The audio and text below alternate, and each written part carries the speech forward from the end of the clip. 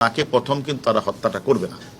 প্রথম তাকে হানি টেপের মতোই তাকে মানে ভয় দেখাবে, তাকে নোট ছবি তার যে নোট ছবিটা তারা তুলে ছবিটা দিয়ে তাকে 2 দিন ব্ল্যাকমেল করবে, তাকে হত্যা তাকে করবে, কিন্তু 2 দিন তাকে রাখবে, রেখে তাকে বিভিন্ন জায়গাগুলো তাতে টাকাটা নিবে। একটা পর্যায়ে যাওয়ার পরে 10 এক পর্যায়ে তাকে একটা ক্লোরোফর্ম, এটা ক্লোরোফর্ম মানে চেতনা মানুষের তার মুখে নাকে দিয়ে দেয়, হয়ে যায়। তখন তারা ছবি তুলেছে তার নোট, কিন্তু পরবর্তী পর্যায়ে তার আর জ্ঞান ফিরে নাই। হত্যাকাণ্ডের 2টি গ্রুপ জড়িত, একটা হলো মদতদাতা গ্রুপ আর অপরটি হচ্ছে এক্সিকিউশন গ্রুপ। মদতদাতা গ্রুপ যে আপনারা জানেন, মাস্টারমাইন্ডের নাম আপনারা জেনেছেন, শাহিন তো 30 তারিখ তো তারা গেলেন 3 সদস্যের টিম, এর মধ্যে একজন মেয়ে ছিল, আর একজন হলো এক্সিকিউশন গ্রুপের মূল নেতা, তারা সত্য সেখানে গেলেন। সে গিয়ে 10 তারিখ পর্যন্ত থেকে সেখানে কে কি কাজ করবে, কে গাড়ি ভাড়া করবে, কে গাড়িতে থাকবে, কোন গাড়ি কোন লোক থাকবে, সবকিছু এক্সিকিউশন গ্রুপের যে মূল নেতা, পূর্ব বাংলা কমিউনিস্টের নেতা, যিনি বুয়া নাম ধারণ করে ইন্ডিয়াতে গিয়েছিলেন, মানে আমানুল্লাহ নাম ধারণ করে, তার নাম হচ্ছে শিমুল ভুইয়াকে দায়িত্ব দিয়ে ওই মেয়েটাকে রেখে কিন্তু 10 তারিখ কিন্তু মানে মদতদাতা যে মাস্টার মাইন্ড শাহিন বাংলাদেশে এসে 20 তারিখ ফ্লাইটে করে দিল্লি থেকে উনি কাঠমান্ডু থেকে 21 তারিখ উনি দুবাই হয়ে মেবি তার যে দেশের পাসপোর্ট সে দেশে হতে চলে গেছেন। আর যে গ্রুপটাকে রেখে আসলেন, মানে এক্সিকিউশন গ্রুপের লিডার, পূর্ব বাংলার কমিউনিস্ট নেতা, গলাকারকার পার্টির প্রধান, সে তো সেখানে ছিলেন, সেখানে বাকি সমস্ত কাজগুলি উনি করেছেন, এটা তো আমরা বলেছি। এবং সেখানে করে উনি আমাদের কাছে অনেক গুরুত্বপূর্ণ চাঞ্চল্যতা দিয়েছেন, যার প্রেক্ষিতে আমাদের এখন একটু, তারা যেহেতু ইন্ডিয়ান টিম কাজ করছে, সে কারণে আমরা এখন যাচ্ছি না, ওদের কাজ এখানে শেষ হলেই আমি সহ আমার সাথে আমার ডিবির 2-1 জন অফিসারকে নিয়ে আমরা আবার সেখানে যাব। যে কোনো হত্যাকাণ্ডের পিছনে তো একটা কারণ তো অবশ্যই আছে, এবং সেখানে এই যে হত্যাকাণ্ডটা ঘটলেন, এখানে তাদের পূর্ব থেকে তো অনেকগুলি কারণ থাকতে পারে। সেখানে তার সাথে পূর্ব শত্রুতা থাকতে পারে, টাকা পয়সার লেনদেন, আর্থিক বিষয় থাকতে পারে, রাজনৈতিক বিষয় থাকতে পারে। এবং সেখানে তারা যখন সেখানে যায়, সেখানে যে এক্সিকিউশন গ্রুপ দায়িত্ব নিলেন, প্রত্যেকটা এই 4-5 জনই কিন্তু একটি দলের নেতা। এটা হচ্ছে পূর্ব বাংলা কমিউনিস্ট গ্রুপের তারা সদস্য সবাই। আপনি বলেন জাহিদ, বলেন সিয়াম, বলেন আপনাদের মূল যে এক্সিকিউটর মুস্তাফিজ, মূল এক্সিকিউটর আমাদের কাছে যিনি আছেন সব স্বীকার করছেন, মানে তাদের লিডার, এক্সিকিউশনের লিডার আমানুল্লাহ ওরফে শিমুল ভুইয়া, যার নামে অলরেডি আমার কাছ থেকে টেলিফোন আসছে যে 17 তারিখ পর্যন্ত যে আমাদের কাছে যে আমরা যে রেকর্ডেড, সেখানেই 17 সাল, সেখান থেকে 5-6টা সে অলরেডি গলা কেটেছেন বা মার্ডার করেছে। এর আগে যে কত সঙ্গে সেটাও আমরা খুঁজে বের করছি।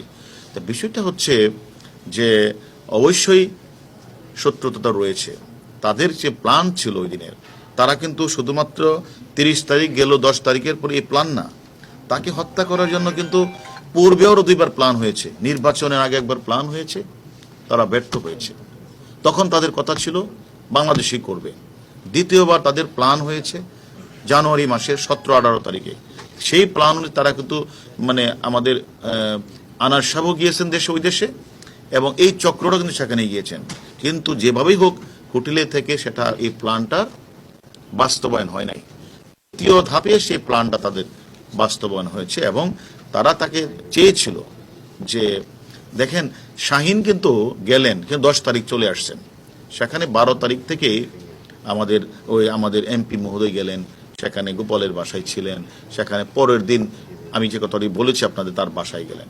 সেখানে কিন্তু যে ঘটনাটা, সেখানেও কিন্তু তাদের কথা ছিল তাকে প্রথম কিন্তু তারা হত্যাটা করবে না, প্রথম তাকে হানি টেপের মতোই তাকে মানে ভয় দেখাবে, তাকে নোট ছবি তার যে নোট ছবিটা তারা তুলে ছবিটা দিয়ে তাকে 2 দিন ব্ল্যাকমেল করবে, তার কাছ থেকে, তার ইন্ডিয়ার যে বন্ধু বান্ধব তাদের কাছ থেকে অথবা বাংলাদেশ থেকে টাকাটা নিয়ে আসবে শাহিন, যত কোটি টাকায় পারে কিন্তু তাদের মূল উদ্দেশ্যটা ছিল তাকে হত্যা করবে, হত্যা তাকে করবে, কিন্তু 2 দিন তাকে রাখবে, রেখে তাকে বিভিন্ন জায়গাগুলো তাতে টাকাটা নিবে।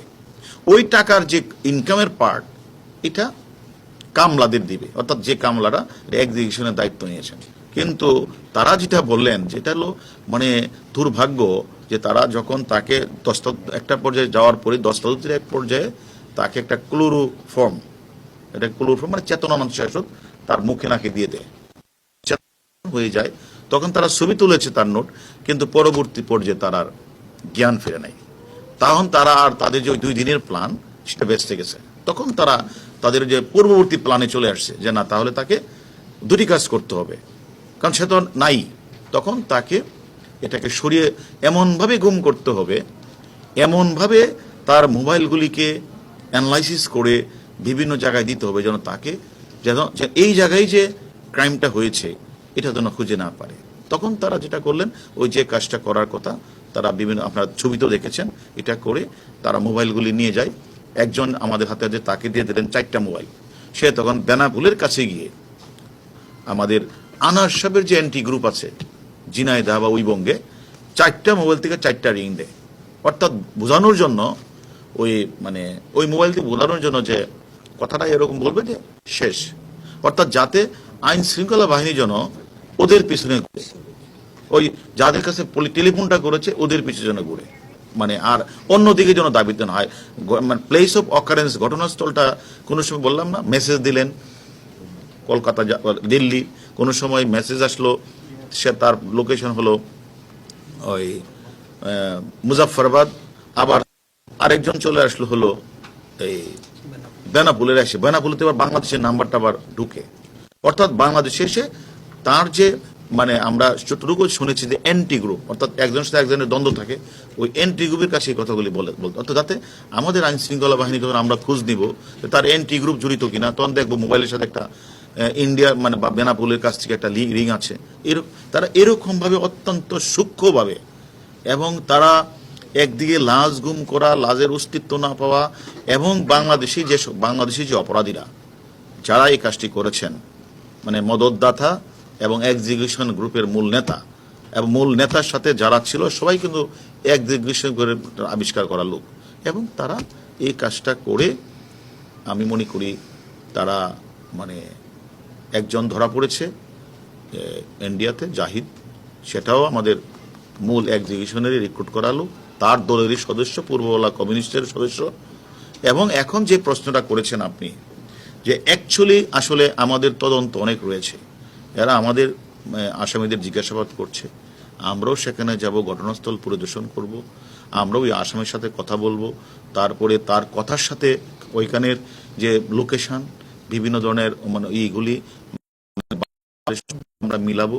তারপরে আমরা অনেকগুলি বিষয় নিয়ে কিন্তু আমরা কাজ করছি। আমরা মনে করি তাদের বারবারই প্ল্যান ছিল যে বাংলাদেশে এটা করা যায় কিনা, কিন্তু মদতদাতা মাইন্ড সে কিন্তু বারবার বলছে না, এটা বাংলাদেশে করা যাবে না, যার কোনো ফলশ্রুতিতে 2বার সে কিন্তু ওখানে গিয়েছেন, 3য়বার ওরা এটা সাকসেস হয়েছেন।